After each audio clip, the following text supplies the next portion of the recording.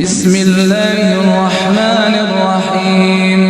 لم يكن الذين كفروا من أهل الكتاب والمشركين منفكين حتى تأتيهم البينة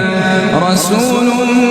من الله يتلو صحفا مطهرة فيها كتب قيمة وما تفرق الذين أوتوا الكتاب إلا